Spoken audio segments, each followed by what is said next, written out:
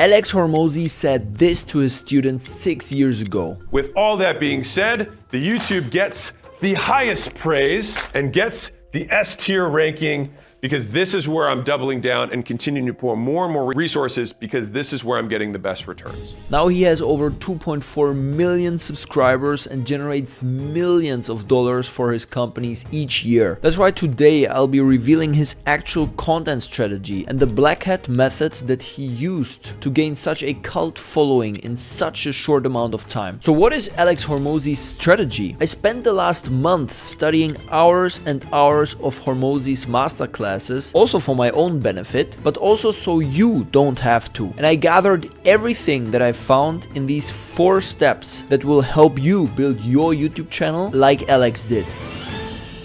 And it all starts with phase 1. And phase 1 is to not overcomplicate things, just post something.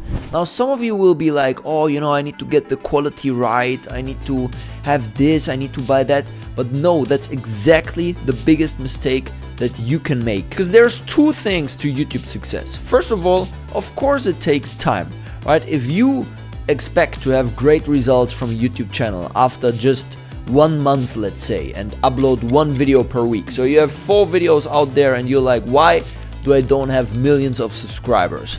Okay, then obviously your expectations are misaligned. But on the other side, it can also go super quickly because literally every video on YouTube is like a lottery ticket.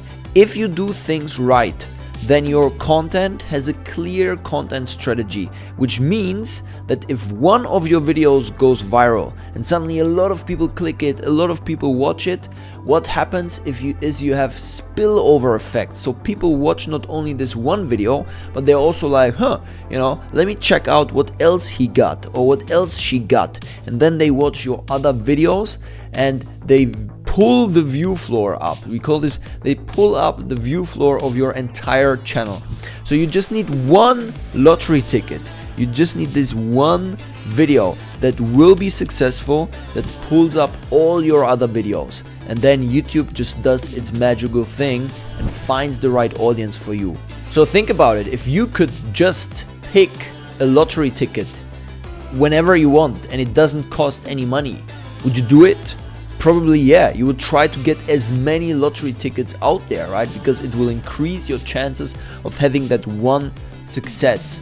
And obviously, if you work with experts or if you educate yourself and make sure you know how YouTube works, well, then you can also increase the chances of you having that lottery ticket that wins exponentially.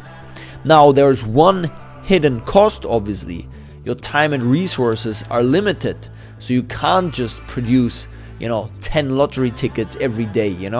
It takes time. So the magic formula here is not to just push out content like crazy, because YouTube at this point is a game of quality. It's all about quality. The platform at this point is so mature that people are looking for quality. Now, this doesn't mean you need to have crazy budgets and the greatest cameras and studio setups. No, quality can also mean authenticity. If you're just very authentic, that can be a win in and of itself. But back to the storyline, you have limited time. And so guys like Alex Hormozi found ways where they can optimize their time in a way that they just spend a few hours per month on their YouTube channel, and it just runs and generates millions. Now, obviously, if we take a step back, now you might be asking, hey Kevin, why even YouTube? My customers, I produce some machines or I have some weird B2B service. These guys don't watch YouTube, right? Right? To acquisition.com, my website, is 8 seconds. Now, you'll see some of the ones later are way higher. So the next platform is the Tubes, which if you're watching this on YouTube, then this is for you.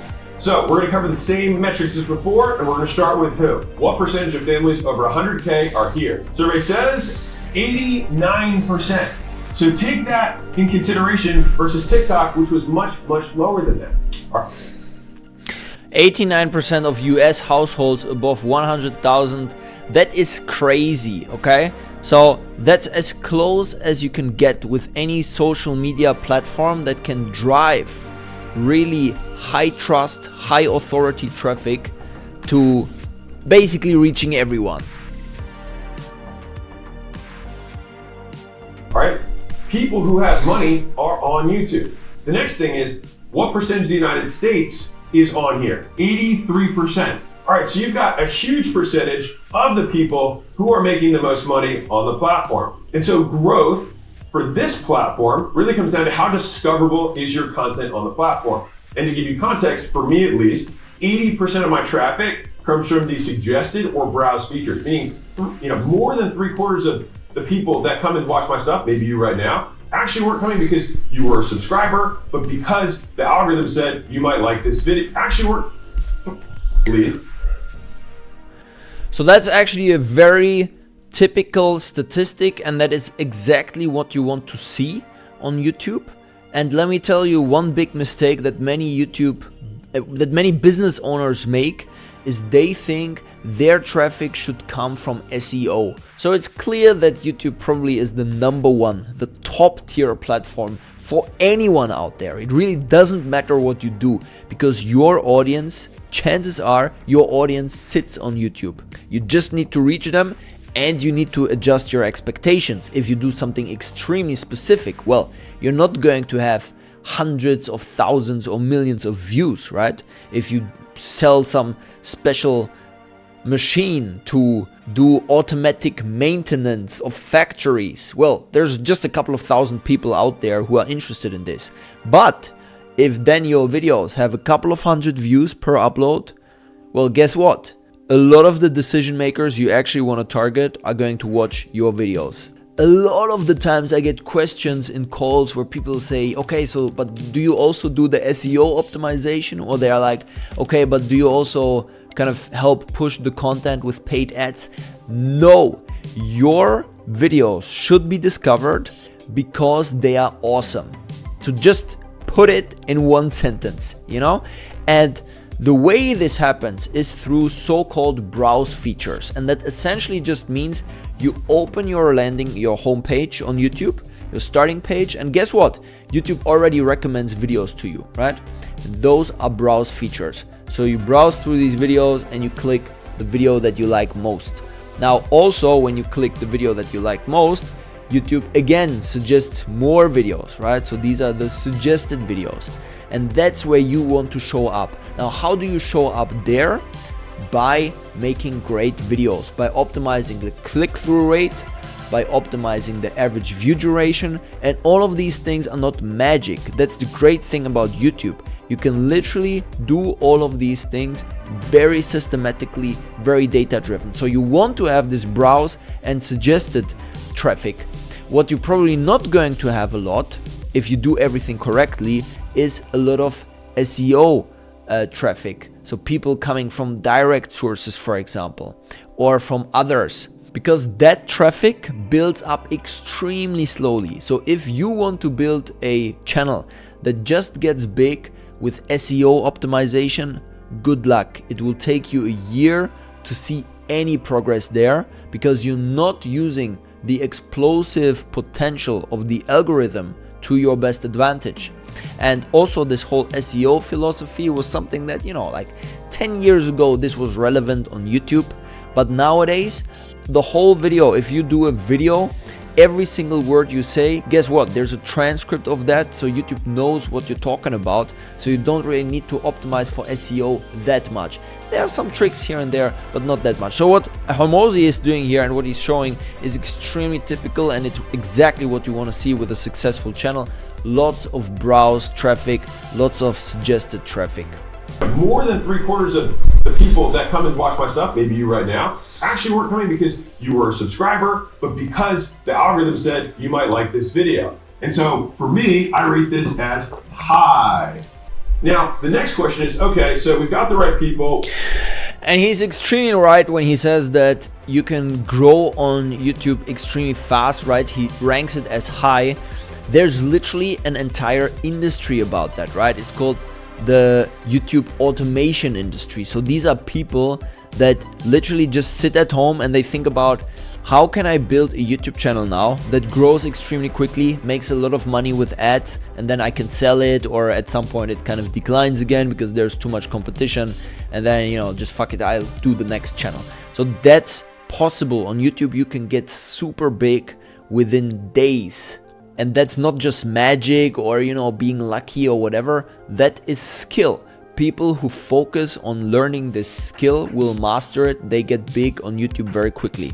Now, if you are attached to some industry because your business is in some industry, you can't just talk about anything, right? Of course, you're a little bit more limited, but also here you have so many different options to crack the algorithm, to make it find your videos, understand what you're talking about and who this is interesting for, and then basically blow up on YouTube rather quickly. Well, we can grow on this platform. These are all pluses. So the next thing is, well, how much time are these people actually spending with you so you can really provide value? Well, for us, our average view duration per video across all channels is over 8.5 minutes. All right, so it's 8.5 minutes. Now compare that to the 5 to 20 seconds that we're getting on TikTok. I mean, we're talking 8.5 minutes is pretty strong and pretty good. Like if you look at most of the business YouTube channels that we work with, they have similar numbers. So if you look at this channel, for example, that we do for a big TV client, it's 8.5 minutes too. And those are videos that are, you know, like for example, this one is 12 minutes long. So it's not super long, but people watch the whole thing. And guess what happens? They just build a very deep relationship with you. Because if you think about it, you watch, let's say 7, 8, 9, 10 videos from someone. That's like 1.5 hours that you basically spent with this person. That's like a proper meeting where you sit with someone, maybe a good friend of yours, you have coffee, right? That also lasts 1 hour, 1.5 hours. You will have a nice chat. Well, this is just a one-way chat, but it feels like you're becoming friends with whoever you're watching on screen. I'm just checking the analytics on this channel here.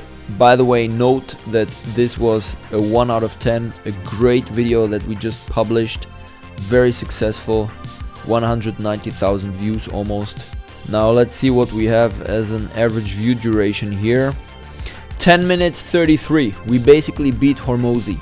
On some days as high as 13 minutes 21 seconds.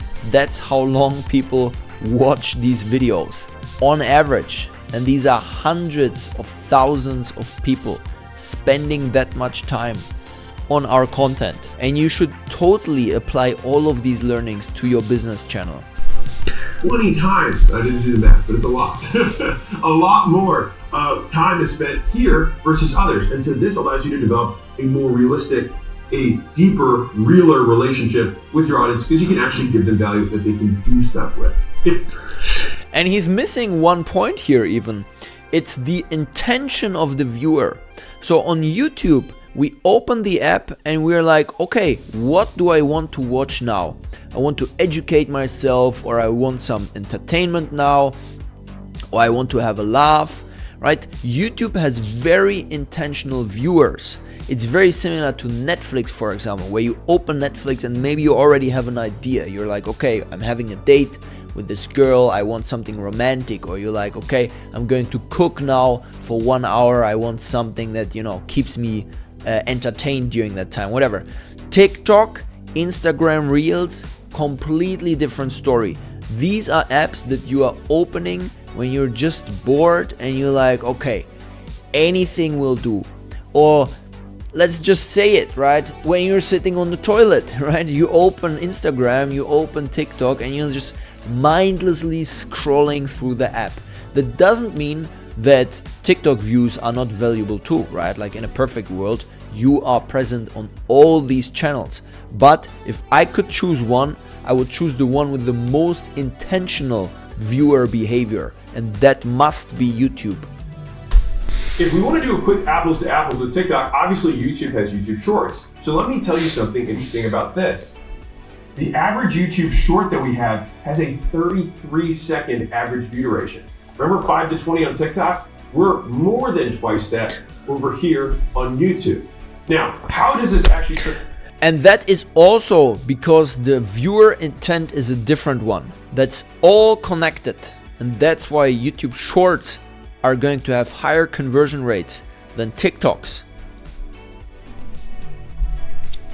Translate to what we care about, which is conversion. When we talk about the convertibility of YouTube, it's actually one of the lower ones, but there's a massive caveat here, which is that I can't DM you if you're a subscriber. There's no real story that I can post and immediately see it. The closest thing is the community tab that you can do, which, by the way, murderers. So if you do have a YouTube channel, highly recommend doing CTAs on the community tab sporadically when it makes sense. And so for here, I would rate this low to medium. The community tab kind of brings it up a little bit, but by and large, it's very hard for people to immediately convert. They basically have to click a link somewhere else. And if you put it in the video, it does kill your iteration. So it's like, if you're going to say something, you just got to make it short, make sure that it's not too big of an ask from the audience. And then you can put links in the description, which, by the way, if you look at our description, you can just look, you want to put it above the fold. So you want to have to be the first thing that somebody sees before they even click see more is where you want to drive them. You can also, pro tip,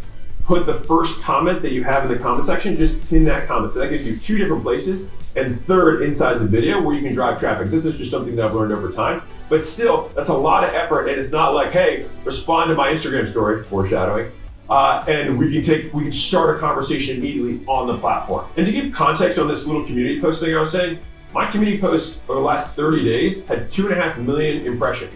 And to put that in context, my short videos got about 18 million impressions. So it's not nothing. It is relatively significant, especially when you can load it with some sort of call to action in there. But no matter what, you pretty much have to take people off the platform in order to converse with them and potentially convert them.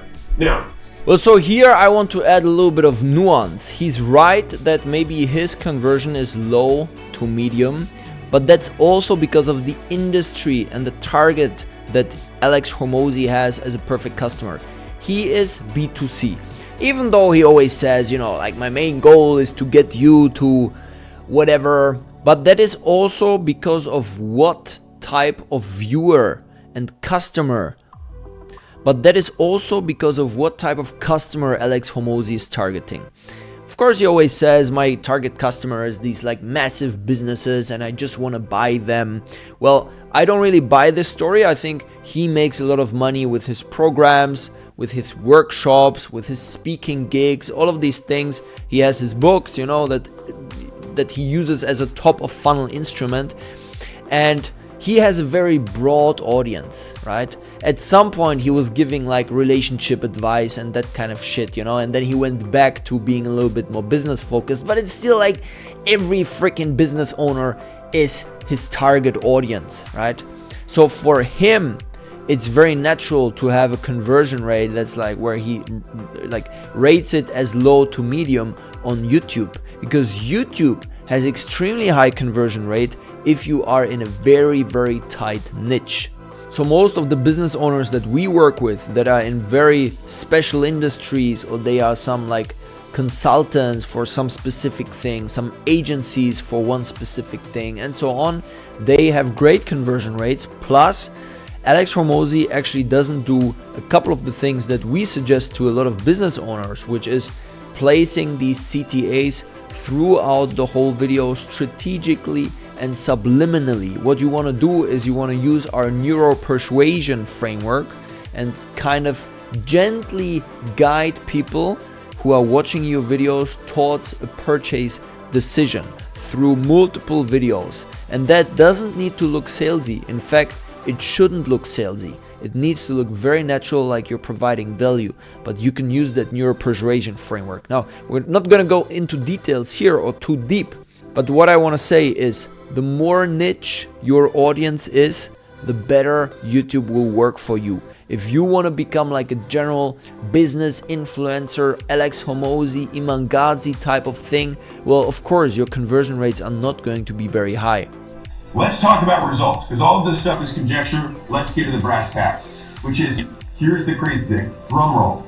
28.6% of our traffic comes from YouTube, all right? So a massive amount. But there's another caveat that I want to put on top of this.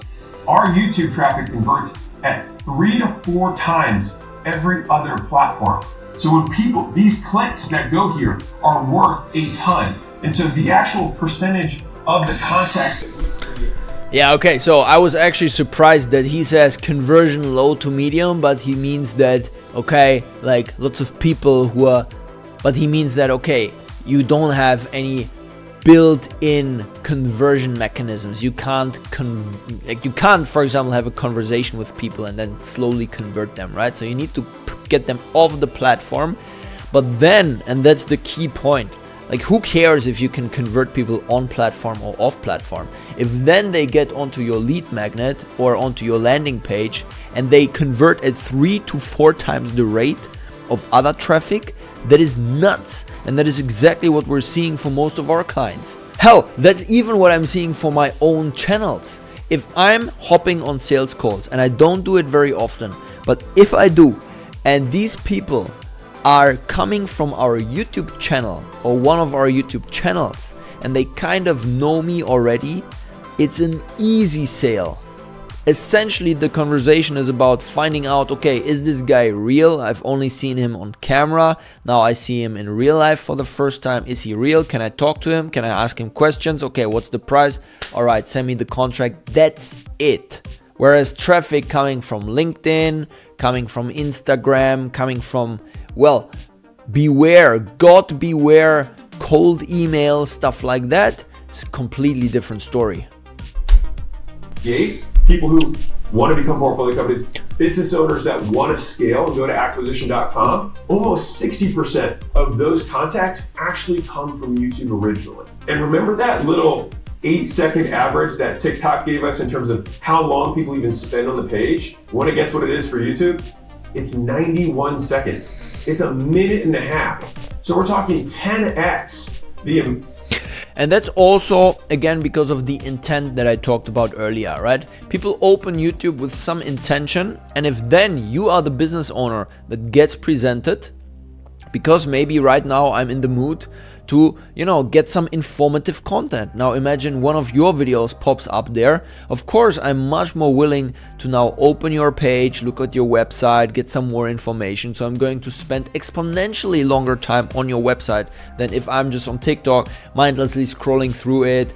Yeah, see this ad, okay, let me quickly check it out. Okay, close it. Let me go on, still on my toilet. Amount of time that people are actually spending on page. All right, so you're taking somebody who has high intention that you've delivered value to, they actually remember your name, and you can actually start a meaningful conversation to help them in a more deep way via commerce, selling stuff, whatever. So one of the things that actually got me on YouTube originally, one of the last pieces of content that I consumed before I was like, you know what, I'm gonna start creating, was I heard this guy who had a 20-something question application, and he was on a podcast and he said, I get about 3,000 applications a month.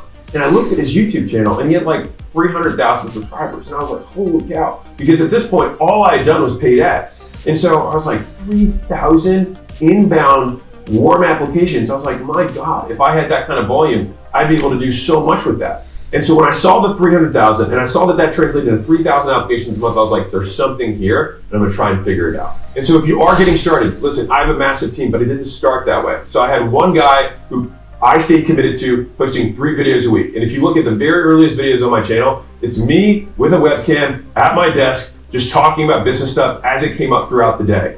And so I would encourage you to just start, and then all you have to do is every month or every week, look back at the 3 videos you made the week before and just try and improve one thing. And if you just stick that, what happens is you create this checklist over time that becomes this Mondo checklist of what ultimately creates an exceptional video that performs. That's so true. Essentially, well, and now what he says is you should continuously get better. Obviously, that's true, right?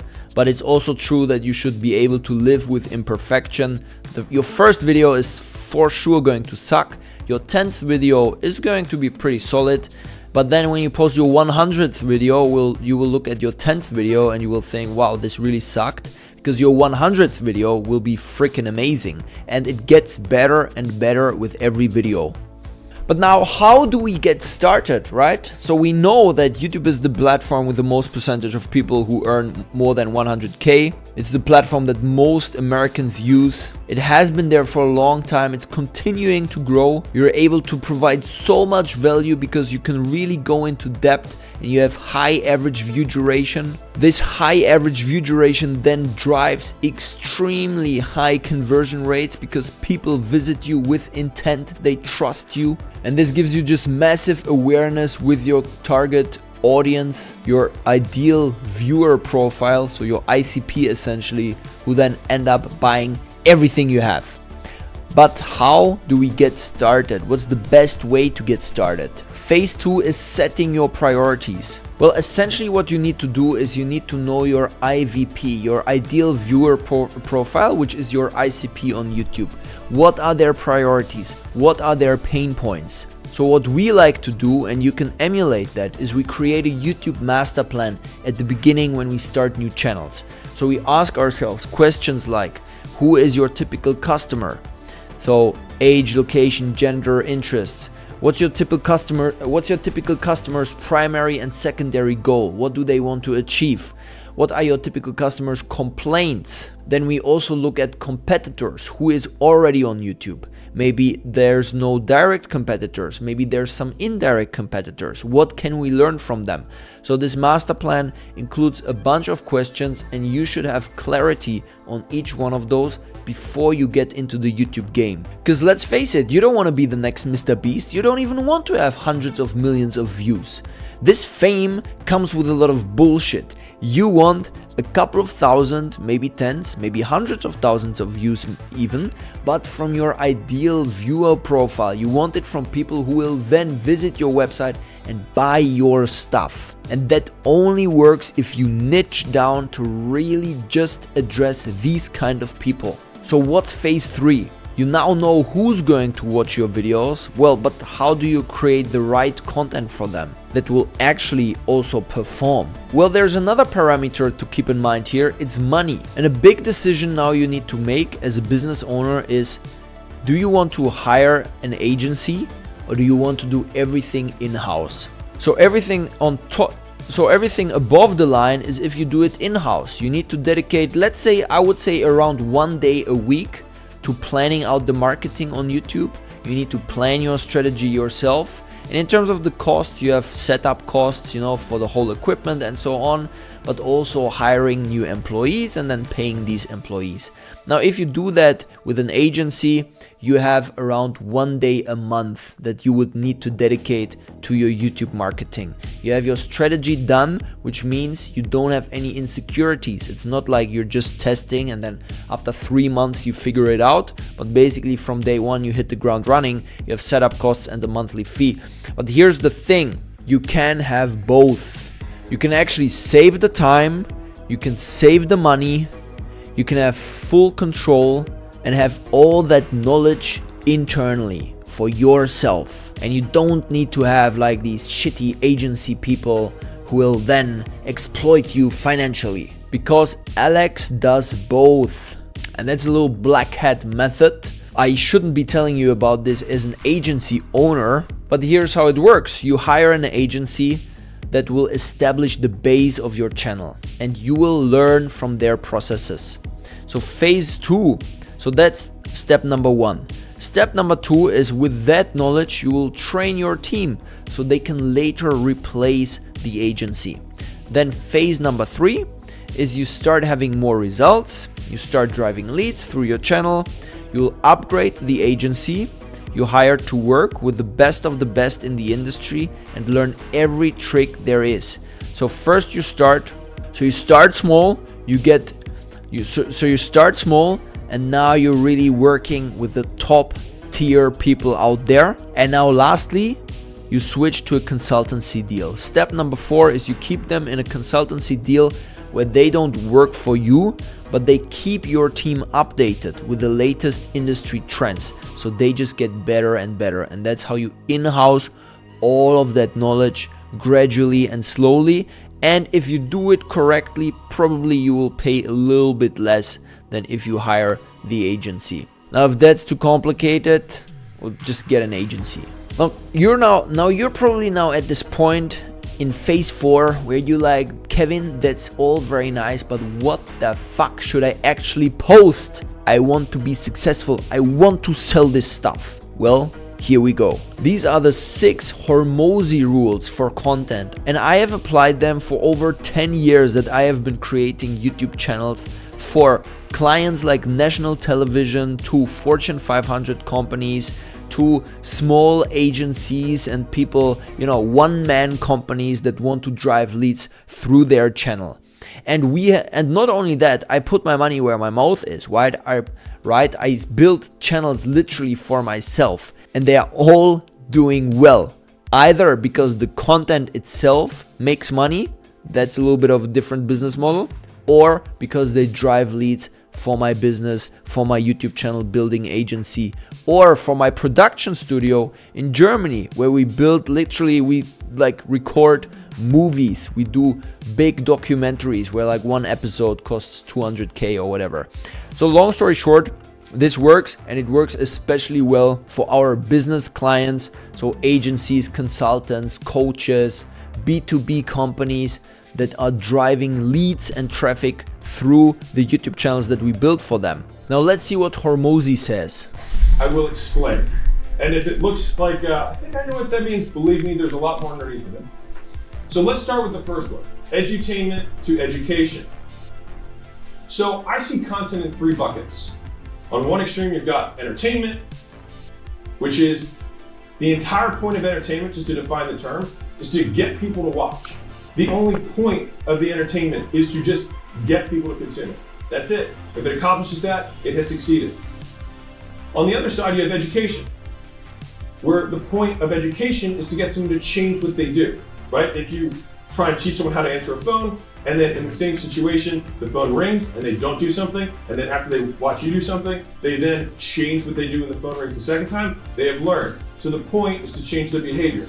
If the video or the content does that, then you succeeded at educating them. And lastly, you have edutainment, which has the point of both trying to teach and entertaining at the same time. And to be clear, it's less that you make entertaining content or that you make educational content. It's more that you make content and people are either entertained or educated as a result. And so you can make one thing that entertains some people, and then that same thing educates other people. And so I just want to make this very clear that you don't control the audience. You make something and then education or entertainment occurs. But for our purposes, I'll define the content category as the most common outcome of your content. And so if a lot of people are entertained, yeah, so education content is much better than entertainment content, and Hormozi found that out the hard way when he was posting videos about, let's say, his relationship or more like lifestyle videos. And you see the same pattern with a lot of YouTubers. For example, Iman Gadzhi, he has this also big kind of YouTuber, business guy, very young, agency background apparently, but he literally started a new channel called Iman Gadzhi Business, because he wants to go back to the roots where he was educating people. Now, if he would do that on his main channel, he would lose all of the traction, and he still wants to have his big, 5 million plus subscriber brand, right? But more and more of these YouTubers, these big YouTubers, are realizing, well, all of these views are really worth nothing if they are not coming from education content. So that's why you actually now see a lot of YouTubers who have these massive audiences, and they build them mostly through entertainment or edutainment content. They are starting business channels like Iman Gadzhi Business. So we have a slightly different view on these intros, and let me tell you what worked for us the best way, but I guess it's 80% of what he said. Basically, what people are going to learn, why should they care, and why the hell should they listen to you?